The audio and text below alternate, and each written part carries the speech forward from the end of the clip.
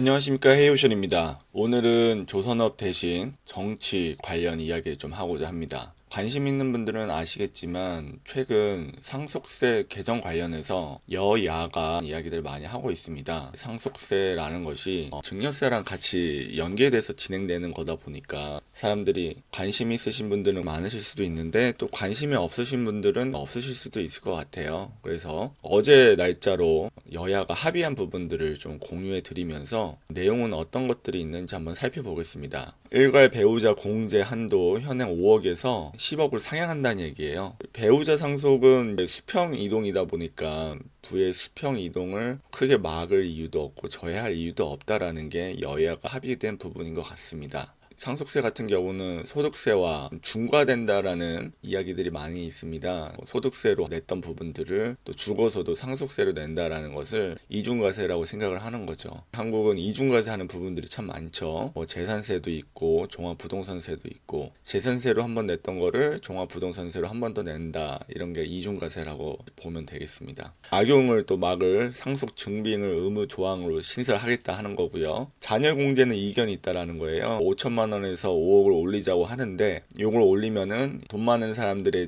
부의 이전이 쉬워진다라고 이야기하는 거죠. 근데 사실상 그 배우자 상속 부의 수평 이동은 아무 의미가 없어요. 결국은 배우자분도 자식들한테 상속을 해야 되는 부분이다 보니까 자식들한테 상속이 가는 그 시기가 오면 또다시 또 이중과세가 되는 건 똑같습니다. 한번 내용을 살펴보겠습니다. 여야가 상속세 배우자 공제 한도를 10억 원으로 올리는 법 개정에 잠정 합의를 했다. 거의 진행된다고 보시면 돼요. 다만 자녀 공제 한도를 10배 올리는 정부안에 대해서는 이견이 크다. 부의 이전을 돕는다는 우려 때문이다. 근데 일각에서 나오는 우려도 있지만 한편으로는 부의 이전을 돕는다라는 게 시각의 차이인 것 같습니다. 예를 들어서 이 자녀들이 받은 돈을 가지고 대부분 집을 사거나 큰 목적의 일을 하는데 쓰겠죠. 이런 부분들이 또 한국 경제 내수 발전에 또 영향을 미치기 때문에 좀 외부 기관에 연구 용역을 맡겨가지고 조사 결과를 좀 받아보고 대승적인 명분을 만들어 가야지 그냥 자기들 표 준 사람들이 서민들이 대부분이다 보니까 서민들한테 표 뺏기기 싫어서 정치인들이 하는 선택들을 따라가면은 한국의 발전은 또 없다고 볼 수 있는 겁니다. 핵심은 배우자 상속 공제의 부의 수평적 이전을 본 점이다. 굉장히 큰 발전이에요. 이 상속세 개편에 대해서 정부가 신호탄을 쏘아 올렸을 때 저는 입법부에서 아예 통과가 안 될 거라고 봤습니다. 민주당에서 큰 반대를 할 것으로 봤는데 배우자의 수평적 부의 이동은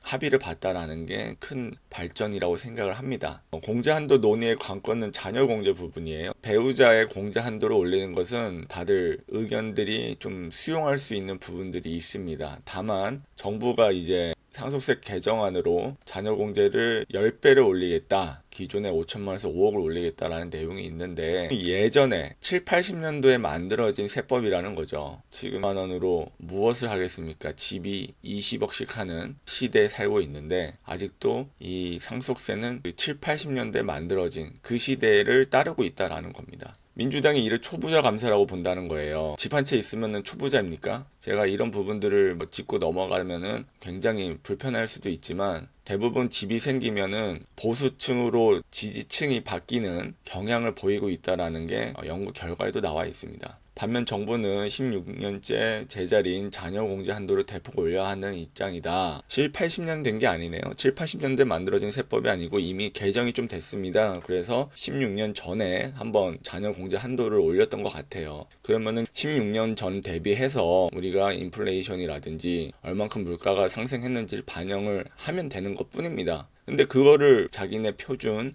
사람들이 반대한다라는 이유 하나만으로 막는다는 게 이해는 되진 않아요.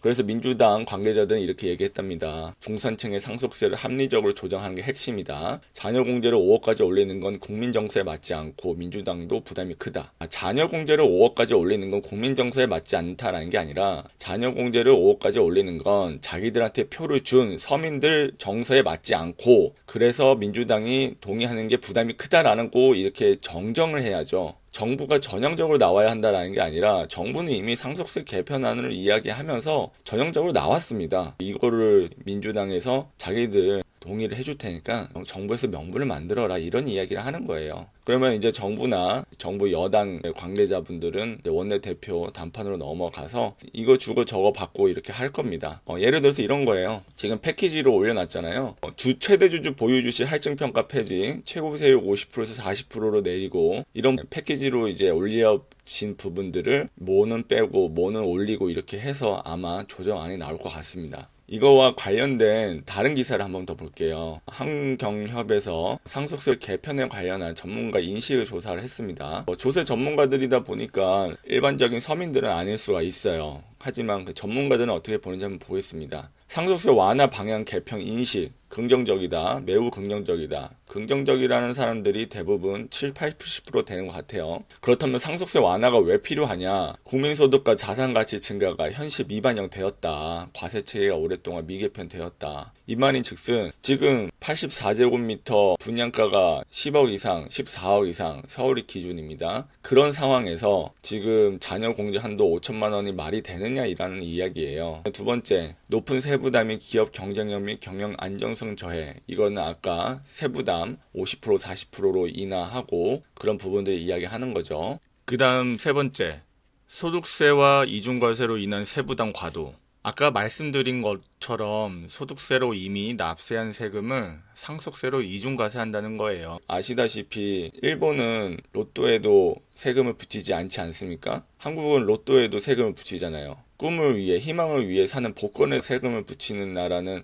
많지 않을 겁니다. 그러니까 우리나라만큼은 세금을 이중과세하고 불필요한 세금들 참 많이 걷어가요. 이런 부분들, 상속세 완화가 필요한 이유들이 열거가 돼 있고요. 조세 전문가 10명 중 8명이 상속세를 완화하는 방향의 세제 개편이 필요하다고 생각한다 라고 이야기가 되었습니다. 이거는 한경협에서 상속세 완화 필요에 대한 헤드라인을 뽑기 위해서 조사한 걸 거예요. 그렇지만 상속세가 완화가 필요하다라는 것은 대부분의 국민들이 충분히 수용하고 인정하는 사안일 겁니다. 왜냐하면 16년 전 대비 또 과거 세제 개편 대비 국민들의 소득이 많이 올랐기 때문이에요. 대표적으로 우리나라보다 잘 사는 일본을 한국 사람들이 제일 많이 놀러 가고요. 일본 사람들은 해외여행을 꿈도 못 꿉니다. 일본은 한국보다 임금이 뒤처진 지 굉장히 오래됐어요. 잃어버린 30년 진행되고 있으니까 일본은 국민들이 굉장히 많은 피해를 보고 있고, 한국은 싱가포르 다음으로 굉장히 잘 사는 아시아의 나라가 되었습니다. 자, 오늘은 조선업 이야기보다는 새로운 이야기를 한번 해봤어요. 상속세 이야기 한번 해봤는데 이 영상이 좋았다면 구독과 좋아요, 알림 설정 부탁드리겠습니다. 감사합니다.